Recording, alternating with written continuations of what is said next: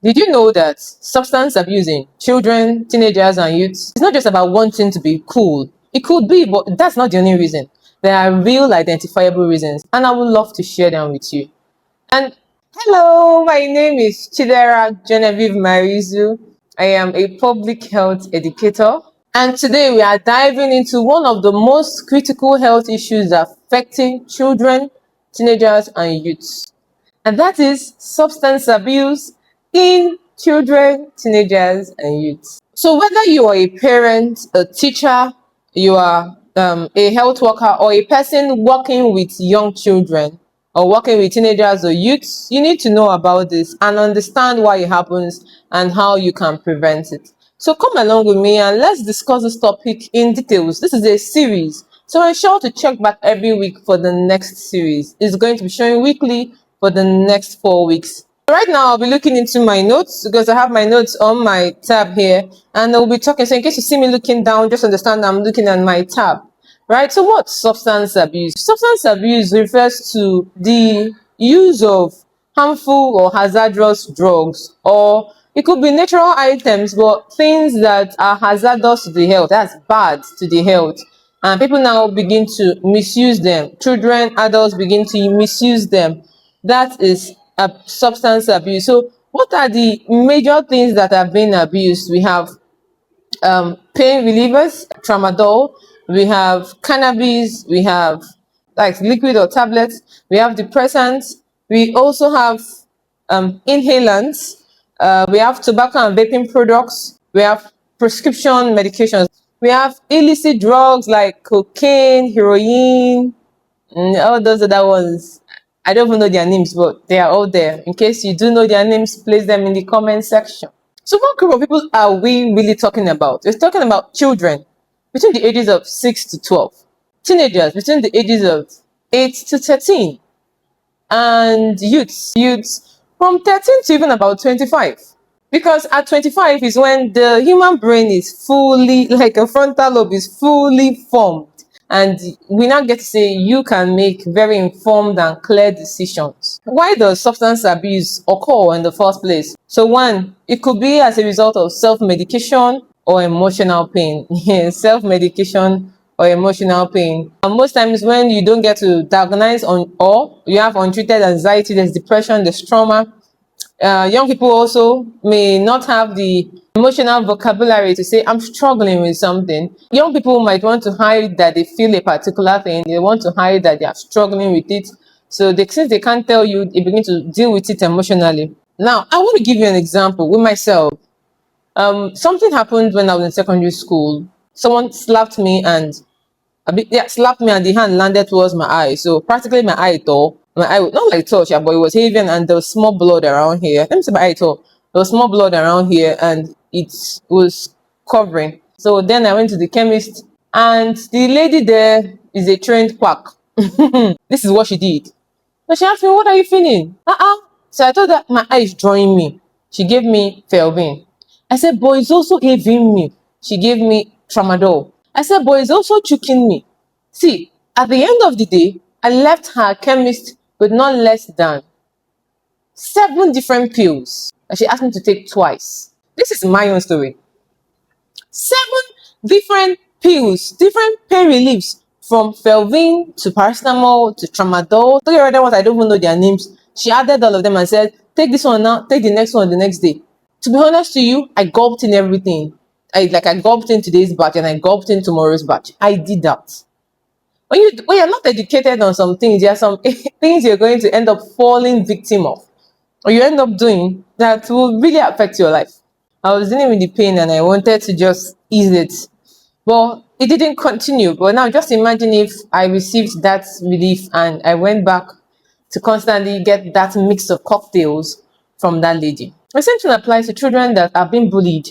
When they are being bullied or they are struggling with grief, they might want to rely on drugs to help ease up the burden or the pain. They might want to do that. They might want to rely on drugs or substances to ease or to numb the pain. Yeah. The second reason is brain development. The prefrontal cortex of a teenager is not developed, even that of a child. And this affects risk assessment, decision making, and self-control. In fact, teenagers are more drawn to making careless mistakes and risky ones because of this particular part of their brain. That's why even the Bible said that foolishness abounds in the heart of a child, but the rod of correction will drive it out. For those of you that say flogging is wrong. 3. Social pressure, or we could call it peer influence, in teenagers, in youths, in children. My daddy has this, your daddy don't have that. Do you know who I am? Everybody's trying to feel very independent because of the hormones are building up. They're not beginning to like that boy there and like that girl there. In youth, they're not beginning to compare themselves. Even teenagers compare themselves. They're beginning to compare themselves. Have you seen A's car? Have you seen what B is driving? Have you seen this? Have you seen that? They begin to look at other people's lives as a more valid reason, or like something that is far better than theirs. The FOMO, fear of missing out, is a real psychological driver in teenagers. 4 is escape from difficult circumstances. And people are in difficult circumstances, they might want to escape it by taking drugs. Family conflict, a divorce in between parents, poverty or economic stress, unstable home environment. Everybody at home is practically a moving mad. They want to escape their present situation. They want to escape reality. They want to get out of it. And number 5, curiosity and experimentation. For someone like me, I like to experiment. Yes. So I know I know what it feels like when young people are saying they want to experiment. Young people are naturally curious. And without proper education, they make careless mistakes. They dabble into things they are not supposed to dabble into. They might think it will not happen to me, which is the illusion of invisibility. No go reach me, blood of Jesus, and mother is praying for me. But then it hits them real hard. It no go reach me, it will not happen to me, it still happens to you. So what are the risk factors? What makes some young people very vulnerable to these things? So there are many risk factors. You can look at the individual risk factors. Number 1, I have here genetic predisposition. So if substance abuse runs in the family, there's a high risk. If your father and mother were taking substances, it's possible you would take substance. 2, we could have mental health conditions, ADHD, PTSD, depression. ADHD is attention deficit hyperactivity disorder. PTSD is post-traumatic stress disorder. Yes, so people could also be impulsivity and risk-taking traits, low self-esteem for individuals, right? And early initiation. They begin to see and take drugs from ages lower than 15. Now, family risk factors are also there. Everybody wants to show that they are the boss at home. The boy wants to show that he's a man. The girl wants to show the girl also wants to show that she's the firstborn. Parental parental parental substance abuse. Parents are drinking and smoking and showing it to their children. Poor parents and child relationships. We have parental neglect and inconsistent parenting. And lastly, we have family instability. Yeah. So for all of this, like I said, the family is important. If the mother and father are drinking, the children want to copy. If the home is scattered, parents want to divorce, the children could go into substance abuse. We also have factors in the environment, easy access, poverty, peer pressure, right? So exposure to violence or trauma. Now, living in communities with high substance availability, like some communities, the amount of substances there is everywhere. It's free. It's open to you. You are free to walk in and pick one. Now, what are the protective factors that are missing? There's lack of supervision. Children are not being supervised. There's no strong mentor to say, this is my child's role model. There are limited recreational facilities. They don't get to play around. Teenagers don't get to move around. Youth don't get to play basketball. So their mind begins to get busy and they choose to do other wrong things. Weak connection with school or community. So this brings us like a wrap of why it occurs.